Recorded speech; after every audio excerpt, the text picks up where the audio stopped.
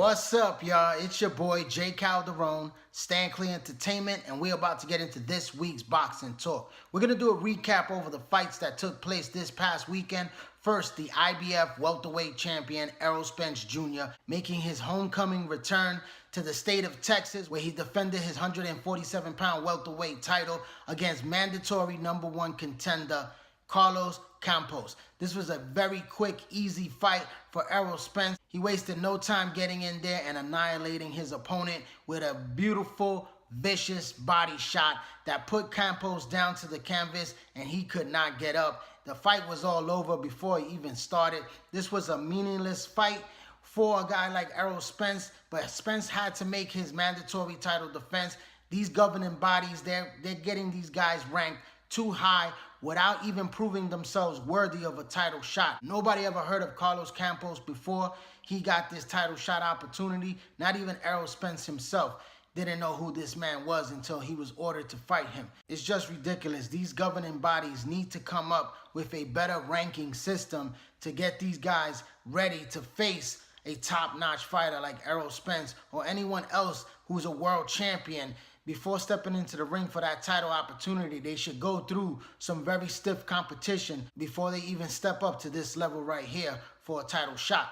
But nevertheless, Errol Spence did what he had to do. He took care of business. He would have liked to give him more to his hometown fans, but Carlos Campos was just out of his league, overmatched by Errol Spence in this fight. Shouldn't have been there in the first place. Now, Errol Spence said after the fight was over what he would like to do. The immediate plans is for him to get right back into the ring by the end of the year and face a much stiffer competition and be in a competitive fight. And he would like to fight somebody like Jesse Vargas. That's one that I would love to see. Jesse Vargas is a real durable fighter, a former world champion, somebody that would give Errol Spence a much better fight than what Carlos Campos did. But it's a fight that I don't see Jesse Vargas winning anyway.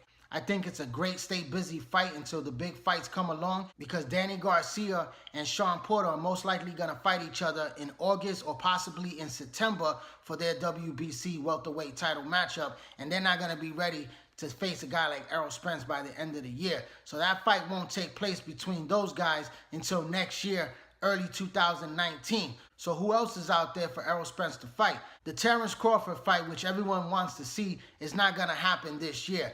Bob Arum is already lining up a guy like Jose Benavidez, who's also in the top-ranked stable, to face Terence Crawford by the ending of this year in his first title defense. And then they're going to be looking at Manny Pacquiao versus Lucas Matisse winner. So right now, Bob Arum is not making any plans to try to force a fight with Terence Crawford versus Errol Spence. And also the fact that Keith Thurman, who holds the WBA welterweight title, hasn't even been heard of yet as when his return is going to be. We don't really know when he's deciding to step back into the ring or who's he going to step into the ring with. He's going to have 2 tune-up fights first before he even gets a fight against Errol Spence. So who does Spence fight? Who's out there for him to take a stay-busy fight, to stay sharp? I like that Jesse Vargas fight, but Vargas is in negotiations right now for the rematch against Adrian Granados. That was a great, excellent fight, an outstanding fight. Love to see it again, but I would also love to see Jesse Vargas get a title shot opportunity against Errol Spence. But if that fight can't be made, I think a guy like Devin Alexander, who's available out there, who's getting back on track, is definitely a guy that's worthy of a title shot opportunity more than a Carlos Campos. And I think that Devin Alexander will put up a much more competitive fight and a good stay busy fight, which I know that he can't win that fight against Errol Spence. I think all these guys lose to a guy like Errol Spence because he's just one of the best fighters in the welterweight division. But my 2 front runners, if I had the choice to pick, would be Devin Alexander and Jesse Vargas to be the ones to face the champ, Errol Spence, by the ending of this year. Those will be 2 very good matchups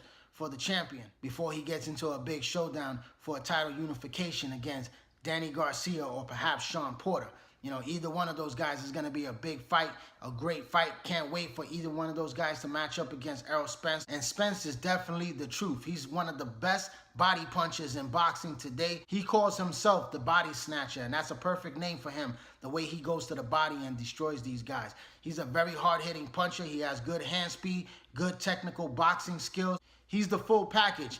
And I can't wait to see this man get in the ring again. But let's move on to another fight that was on that card. A very interesting, intriguing fight between former world champion Javier Fortuna, who moved up to the junior welterweight division to take on Adrian Granados. This was a very good matchup. Granados was the much bigger man in the ring. You could see physically he was trying to bully the smaller man in Javier Fortuna. But Fortuna, this guy is a very skillful fighter. He had the quicker hands. He had great footwork. He was moving in and out. And he was scoring with those sharp counter punches, especially on the inside. He was doing much more better work than Granados. Granados was landing some good hard shots. You can see the power factor in Granados that he was landing and he was able to move Fortuna. But Fortuna, he had some good cracking punches in there. I mean, he caught Granados several times in this fight and kind of shook him up. Granados said that he wasn't hurt by those punches, that he was just warming up. By the fourth round, you know, it was getting real ugly. Then all of a sudden, Granados was pushing him up against the ropes, and he fell right through those ropes,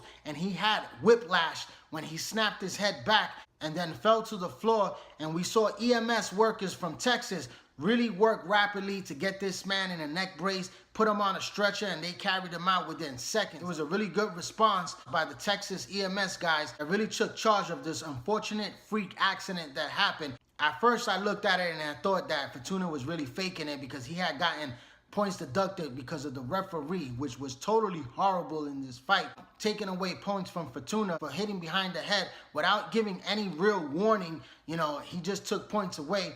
And I thought Fortuna was getting frustrated. Perhaps he thought that he was going to get a disqualification in his favor. But Granados said that he was looking for a way out, that he thought that he was really coming on, and that Fortuna was feeling the pressure and he decided to find a way out of this fight. I really don't believe that. I think that he really did get hurt. You know, it was just a freak accident. Watching the replay, he did look like he snapped his head back pretty hard. He probably got whiplash and he felt the stiffness in his neck, and that's the reason why this fight ended. I would love to see this fight again because it was a really good fight, an entertaining fight. I thought it was just heating up, and I saw Fortuna doing pretty well in that fight against Granados, and Granados is the bigger guy. You know, he probably would have wore him down later on in the fight and probably would have got a stoppage in this fight, but it would have been a great fight to see these guys finish on their feet. Let's hope that Fortuna wasn't seriously injured in this fight. He's able to bounce back quickly, get back into the ring, and let's make this rematch happen. Why not see it again? But that's my final take on the fights that took place this past weekend. I would like to thank everyone for tuning in to this YouTube channel right here, J. Calderon Boxing Talk. Please hit that little red subscribe button. Put your email information in so you get all my notifications once I drop a new video. Also hit that like button, hit that share button, drop a comment. Follow me on Instagram, follow me on Twitter, and also join the Facebook boxing group page, all under the same name, J. Calderon Boxing Talk. I'm J. Calderon, Stand Clear Entertainment. Thanks for your support, keep watching, and please subscribe.